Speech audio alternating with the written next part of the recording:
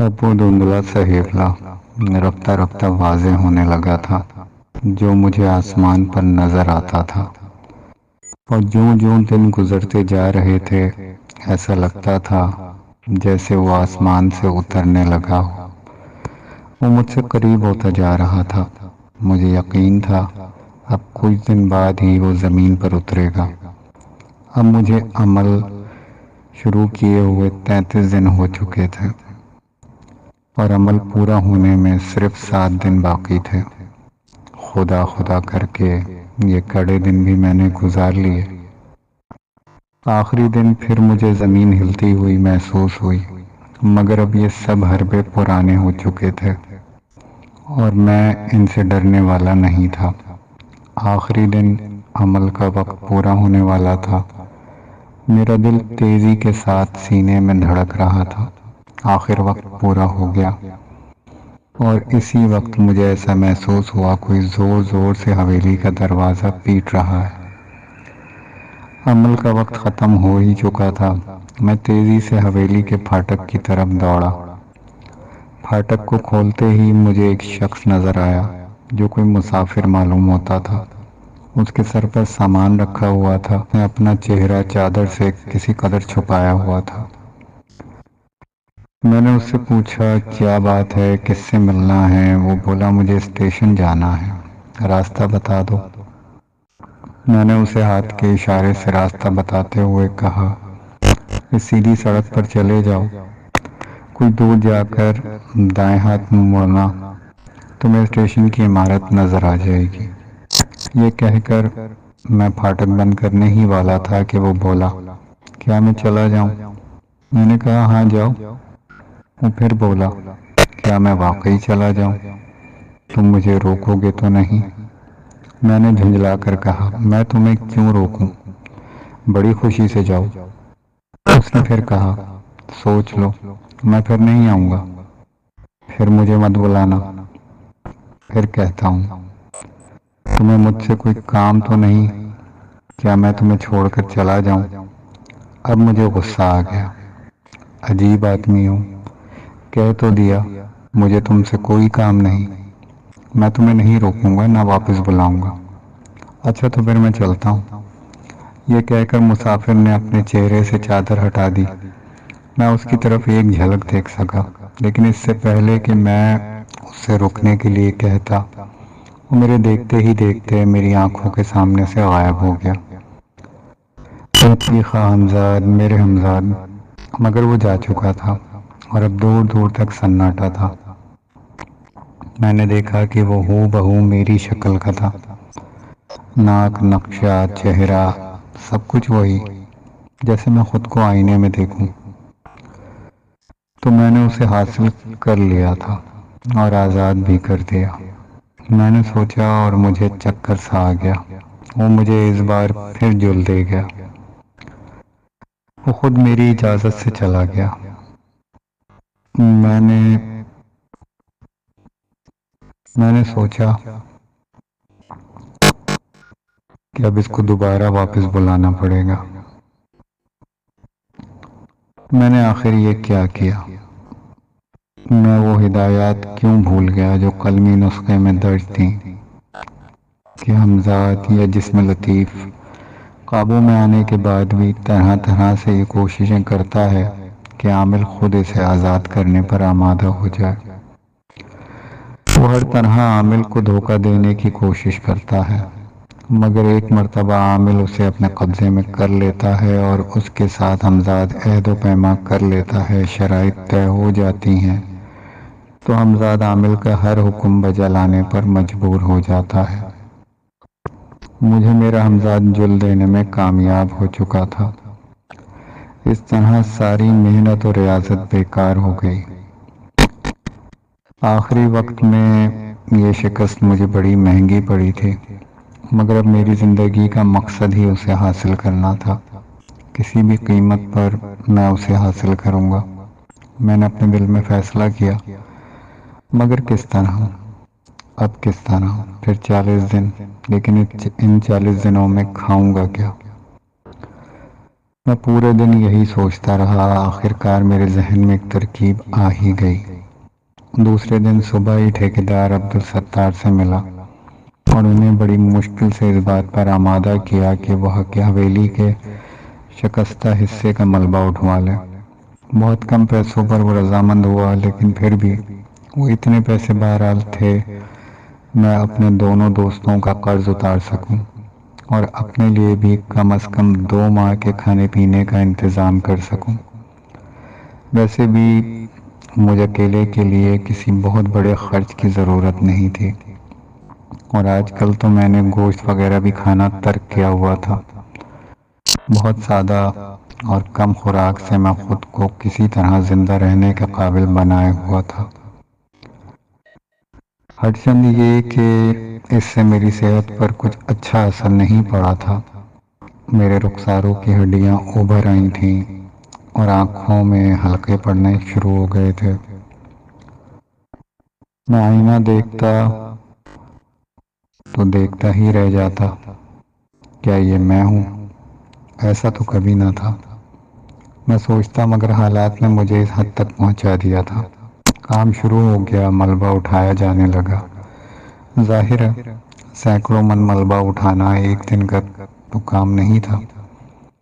میرے دوست میرے اس عمل پر طرح طرح کی قیاس آرائیاں کر رہے تھے، مگر میں ان سب سے الگ آج کل کسی ایسے عمل کی تلاش میں تھا جسے میں رات کے وقت مکمل کر سکوں، مگر اس پرانے قلمی نسخے کی بڑی توجہ سے مطالعہ کرنے پر بھی مجھے نہیں مل پا رہا تھا۔ صبح مزدور آ کر کام شروع کر دیتے اور مجھے عمل کرنے کے لیے جس تنہائی کی ضرورت تھی وہ رات کو ہی مل سکتی تھی۔ آخر میں نے اس قلمی نسخے میں اپنا مطلوبہ عمل تلاش کر ہی لیا۔ اس عمل کا نام عمل شمعی تھا۔ اس کے لیے ہدایت یہ درج تھی، ایک کانسی کا چراغ جلا کر ایک صاف ستھرے کمرے میں رکھا جائے اور چراغ کی طرف پشت کر کے رات 12 بجے سے 2 بجے کے درمیان یہ عمل کیا جائے۔ باقی ہدایات وہی تھیں جو اس سے پہلے عمل کے لیے تھی، فرق صرف اتنا تھا کہ سورج کی جگہ اب چراغ تھا اور آسمان کی جگہ چھت۔ اب اگر میں اپنے سائے کو دیکھتے دیکھتے تھک جاؤں تو مجھے چھت کی طرف دیکھنا تھا۔ دوسرا بڑا فرق اس عمل میں یہ تھا کہ یہ پہلے عمل سے طویل تھا، یعنی 40 دن کے علاوہ 22 دن مزید بڑھ گئے تھے۔ ان 22 دنوں میں مجھے کیا کرنا تھا اس کے متعلق الگ تفصیل تھی۔ وہ یہ کہ مجھے سب سے پہلے تو اپنے نام کے عادات نکالنے تھے، اور جتنے عادات نکالنے تھے ان عادات کے مطابق وہ عمل پڑھنا تھا۔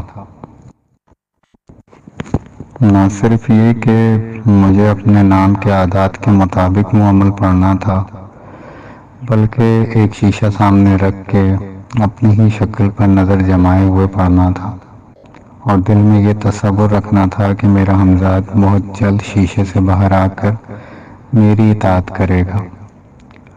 عمل پڑھتے وقت مجھے ایک روٹی پر ذرا سا گھی اور شکر بھی رکھنا تھا، اور بعد میں عمل اس پر دم کر کے ایسے چوراہے پر اس روٹی کو رکھنا تھا جو عام گزرگاہ نہ ہو، جہاں سے بہت کم لوگ گزرتے ہوں یا نہ گزرتے ہوں۔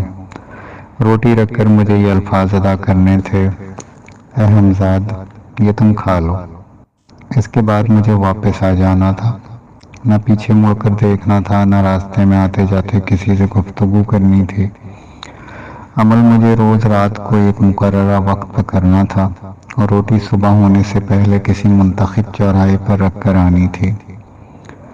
مجھے یہ عمل پورے 22 دن کرنا تھا، اور 23ویں دن روٹی نہیں پہنچانی تھی، اور اگر کوئی خواب یا تحریر یا زبانی مجھ سے کہے کہ آج روٹی کیوں نہیں بھیجی، تو مجھے سمجھ لینا چاہیے کہ عمل کارآمد ہو گیا۔ 24ویں دن سے پھر روٹی پہنچانا شروع کر دینا چاہیے۔ اگر حمزاد زبانی کہے تو صرف یہ جواب دینا تھا، اب روٹی برابر پہنچائی جائے گی، اگر خواب یا تحریر سے کہے تو پھر کوئی جواب کی ضرورت نہیں۔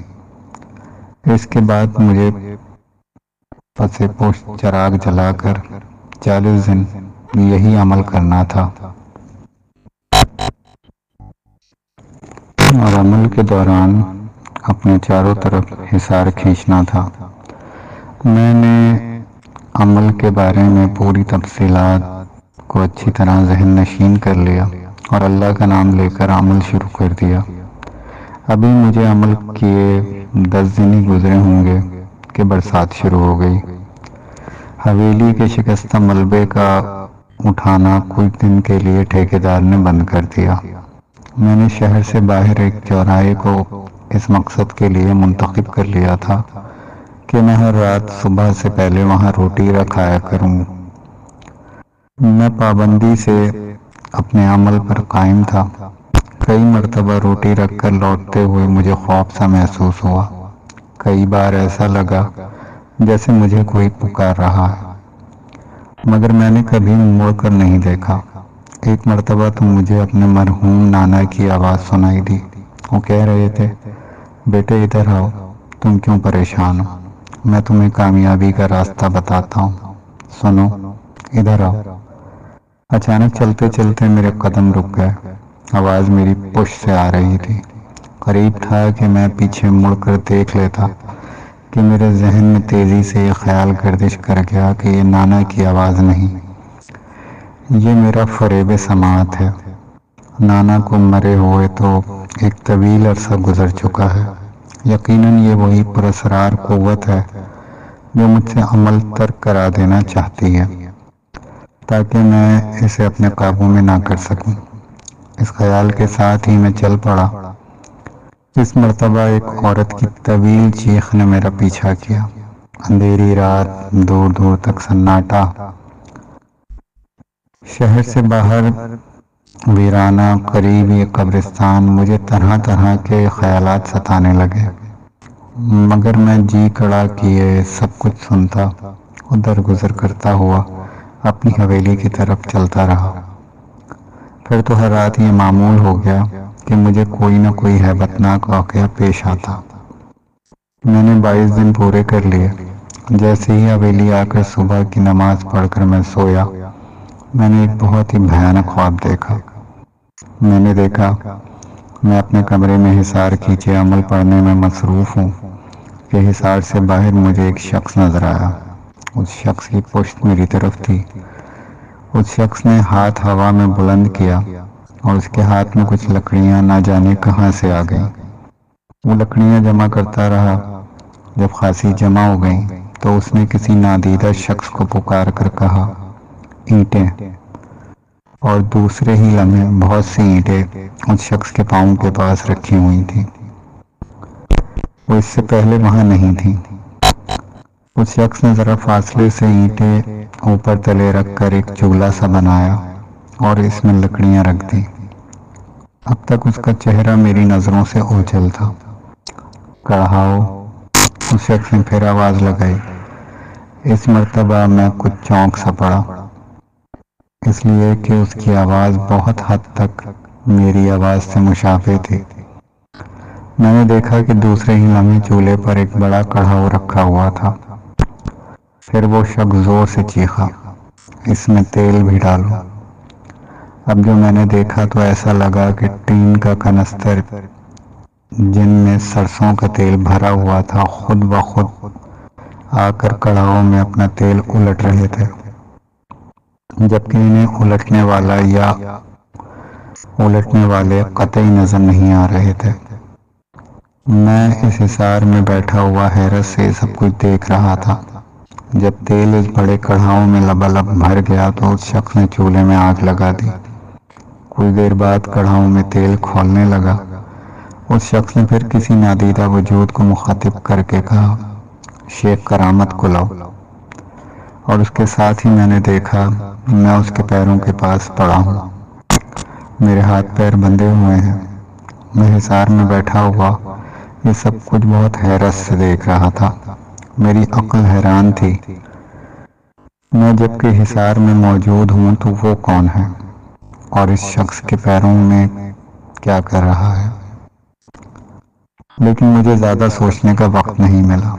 اس شخص نے بڑے اطمینان سے اپنی کمر میں بندھا ہوا خنجر نکالا اور میری گردن پر پھیر دیا، یعنی میرے اس وجود کی گردن پر جو حصار سے باہر تھا، جو میرا ہم شکل تھا۔ میرے منہ سے چیخ نکلتے نکلتے رہ گئی، مگر میں نے عمل پڑھنا ترک نہ کیا۔ اس شخص نے میرے ہم شکل کا گلا کاٹ کر الگ ڈال دیا۔ میں دیکھ رہا تھا اس کے کٹے ہوئے نرخڑے سے تازہ تازہ خون بہہ رہا تھا۔ وہ تازہ خون بہہ کر میرے کمرے میں چاروں طرف پھیل چکا تھا۔ پھر اس شخص نے میرے دوسرے وجود کے پاؤں کاٹے۔ اس کے بعد اس نے میرے پاؤں اور سر پکڑ کر کھولتے ہوئے کڑھائی میں ڈال دیا۔ پھر چند لمحے بعد ہی انہیں نکال لیا۔ وہ میرا سر کھا رہا تھا کہ اچانک اس کے چہرے کا رخ میری طرف ہو گیا اور میرے منہ سے چیخ نکل گئی۔ وہ شخص بھی قطعی میرا ہم شکل تھا۔ چیخ کے ساتھ ہی میری آنکھ کھل گئی۔ میں سمجھ گیا یہ ڈراؤنا اور بھیانک خواب اس پراسرار قوت کی طرف سے میرے لیے ایک طرح کی تنبیہ ہے، لیکن میں تو اپنی زندگی کا حاصل ہی اب حمزات کو اپنے قابو میں کرنا چاہتا تھا۔ اس لیے میں نے رات ہوتے ہی اپنا عمل کرنا شروع کر دیا۔ آج سے مجھے چراغ جلا کر عمل کرنا تھا اور روٹی بھی نہیں پہنچانی تھی۔ میں نے اپنے چاروں طرف پہلے حصار کھینچا، اس کے بعد عمل شروع کر دیا۔ میری پشت چراغ کی طرف تھی اور میرا سایہ سامنے پڑ رہا تھا۔ اس وقت رات کے ٹھیک 12 بجے تھے۔ ابھی مجھے عمل شروع کیے 1 گھنٹہ بھی نہ گزرا تھا۔ مجھے محسوس ہوا جیسے اس بند کمرے میں صرف میں اکیلا ہی نہیں ہوں، کوئی اور بھی ہے۔ یہ خیال آتے ہی میرے رونگٹے کھڑے ہو گئے۔ اچانک ایک زوردار آواز کے ساتھ دروازہ کھلا اور ہوا کا ایک تیز و تند جھونکا میرے کمرے میں داخل ہوا۔ مجھے لگا جیسے چراغ کی لو بہت زور سے تھڑ تھڑ آئی ہو، مگر کمرہ ابھی روشن تھا، جس سے میں نے اندازہ لگایا کہ ابھی میری پشت پر چراغ چل رہا ہے، مگر اس تیز ہوا میں چراغ کیوں نہیں بجھا؟ اس خیال کے ساتھ ہی مجھے یاد آیا یہ سب کچھ میرا وہم ہے اور فریب نظر بھی ہو سکتا ہے۔ اس کے ساتھ ہی میں پھر پوری توجہ کے ساتھ عمل پڑھنے میں مصروف ہو گیا۔ میرا سایہ بھی اب کانپنے لگا تھا، جیسے چراغ کی لو بہت تیزی کے ساتھ تھر تھرا رہی ہو، لیکن اب میں ایک نتیجے پر پہنچ چکا تھا، یہ سب میرا وہم ہے۔ میرے کمرے کا دروازہ بدستور بند ہے اور ہوا بھی کمرے میں تیزی کے ساتھ نہیں آ رہی ہے۔ یہ سب اسی نادیدہ اور پراسرار قوت کے کرشمے ہیں جسے بس میں کرنے کے لیے میں یہ سب کر رہا ہوں۔ ایک مرتبہ پھر آندھی کا سا شور سنائی دیا اور اس کے ساتھ ہی میں نے دیکھا میرے سامنے حصار سے باہر کوئی شخص میری طرف پشت کیے کھڑا ہے۔ میں چونک پڑا، یہ تو وہی خواب والا شخص معلوم ہوتا ہے۔ چند لمحوں ہی میں اس بات کی تصدیق ہو گئی، جو کچھ میں نے خواب میں دیکھا تھا بالکل وہی، اور جب وہ منظر میری آنکھوں کے سامنے آیا کہ وہ اجنبی شخص میرے ہم شکل کا سر کھا رہا ہے، اس کا چہرہ میری طرف ہے، تو میرے منہ سے چیخ نکلتے نکلتے رہ گئی۔ میں اسے دیکھنے پر مجبور تھا، اس لیے کہ وہ میرے سائے کے برابر ہی بیٹھا ہوا تھا اور مجھے اپنے عمل جاری رکھنے کے لیے سائے کی طرف دیکھنا لازمی تھا۔ یہ سارا منظر میرے سائے کے بالکل برابر نظر آ رہا تھا۔ میں نے اپنے عمل کی رفتار تیز کر دی، اس سے میرے دل کو کچھ تقویت ہوئی۔ سائے پر آنکھیں جمائے ہوئے مجھے کافی وقت گزر چکا تھا، اب میری نظریں تھکنے لگی تھیں۔ میں نے سائے سے نظر ہٹا کر چھت کی طرف دیکھا تو حیران رہ گیا۔ چھت غائب تھی اور آسمان پر تارے چمکتے ہوئے نظر آ رہے تھے۔ میں چکرا گیا، آخر چھت کہاں گئی؟ لیکن اس وقت مجھے خیال آیا یہ بھی میرا فریب نظر ہو سکتا ہے۔ میں نے چشم تصور سے دیکھا کہ ایک دھندلا سا ہیبلا آسمان کی تنہائیوں میں نظر آ رہا ہے۔ اس وقت میں نے پلکیں جھپکائیں اور اب جو نیچے اپنے سائے کی طرف نظر کی تو نہ اس کے قریب میرا ہم شکل کا کٹا ہوا سر تھا، نہ میرا وہ ہم شکل۔ اب عمل کے وقت بھی تقریباً پورا ہونے والا تھا۔ مجھے کہیں دور سے اذان کی آواز سنائی دی۔ میں نے عمل پڑھنا روک دیا۔ یہ عمل مجھے رات 12 سے صبح اذان ہونے تک کرنا تھا۔ میں حصار سے باہر آیا، چھت کی طرف دیکھا تو چھت اپنی جگہ موجود تھی۔ کمرے میں سب کچھ ویسا ہی تھا جیسا رات کو تھا۔ میں نے ایک بڑی سخت اور عذابناک رات گزاری تھی۔ فجر کی نماز پڑھ کر میں سو گیا۔ سو کر اٹھا تو مجھے صرف اتنا یاد تھا کہ میں نے خواب میں حمزاد کو دیکھا ہے جس نے مجھے روٹی نہ پہنچانے کی شکایت کی ہے۔ میں نے سوچا تو اس کا مطلب یہ ہے کہ میرا عمل کامیاب ہو گیا۔ مجھے معلوم تھا کہ اب مجھے روٹی کہیں کسی چوراہے پر جا کر نہیں رکھنی پڑے گی، بلکہ اپنے کمرے ہی میں عمل کے دوران اپنے حصار کے اندر اس پر دم کر کے رکھنی پڑے گی۔ مجھے عمل ختم کر کے روٹی پر دم کر کے روٹی حصار میں ہی چھوڑ کر کچھ عرصے کے لیے کمرہ خالی چھوڑ دینا پڑے گا۔